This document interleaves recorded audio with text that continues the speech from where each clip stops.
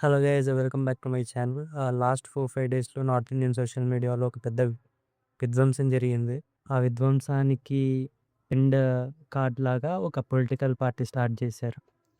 And ఈ political party start చేసిన ఆయన పేరు Abhijit డిక్కే.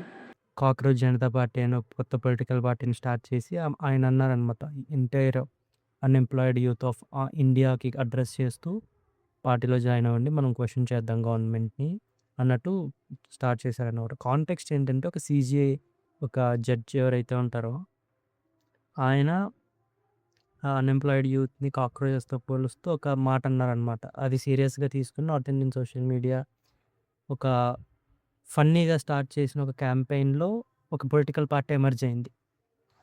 And they are trying to address the problems of our country.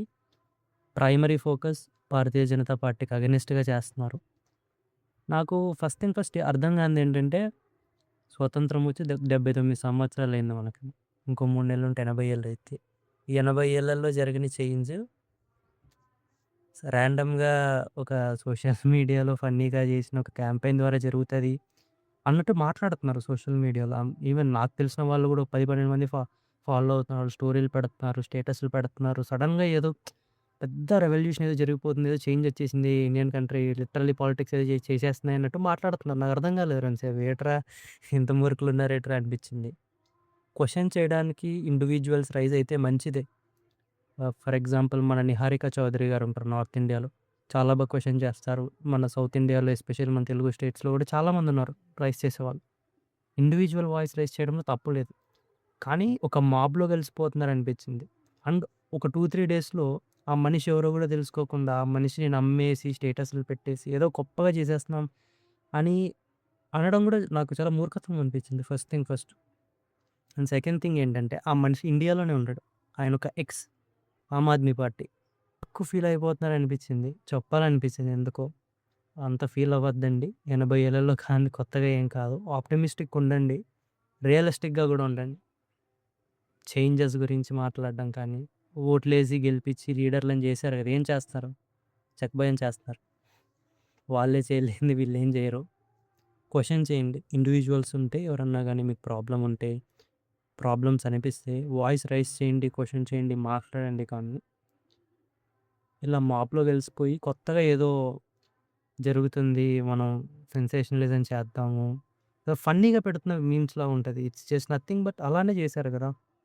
మన ఆమ్ ఆద్మీ పార్టీలో ఎంపీగా ఉన్న రాఘవ్ చద్దా గారిని ఏం చేశారాయన? జస్ట్ పార్టీ మారిపోయారు. నెక్స్ట్ సీఎం, నెక్స్ట్ పీఎం అని హంగామా చేసి సోషల్ మీడియాలో ఫేమస్ చేసి ఏదో చేశారు కదా! కొంచెం ఎక్కువగా మాట్లాడినట్టే ఉన్నాను. చూస్తాను. ఇది అప్‌లోడ్ చేయాలా వద్దా అన్నది నేను ఆలోచిస్తున్నాను. సడెన్‌గా రికార్డ్ చేయాలనిపించింది. నాకు చెప్పాలనిపించింది. ఈ పొలిటికల్ పార్టీ ఏదైతే క్రియేట్ చేశారో, ఇది ఫన్నీగా చేసిన విషయంలాగా అనిపించింది. ఒక 2 రోజులు, 3 రోజులు సోషల్ మీడియా హంగామాకలా కాకుండా నిజంగా ఇండియన్ యూత్‌ని అడ్రెస్ చేస్తూ ఏదైనా కొంచెం వాల్యుయబుల్ క్వెషన్ చేసే ఒక ఎంటిటీ లాగా ఉంటే పర్లేదు. ఏదో సరదాగా ఫన్నీగా ఇన్‌స్టాగ్రామ్ మీమర్‌లు, ర్యాండమ్ యూత్ చేసే ఒక ఫన్నీ వీడియోలాగా, ఒక ఫన్నీ కామెంటరీలాగా కాకుండా ఒక వాల్యుబుల్ క్వెషనింగ్ సోర్స్ లాగా ఈ పార్టీ మారితే I feel happy with thought or else it's just a noise for 1 or 2 days. ఒకవేళ ఈ వీడియో కంప్లీట్‌గా చూసినట్లయితే thank you. I will meet you in the next video. Until then keep being awesome.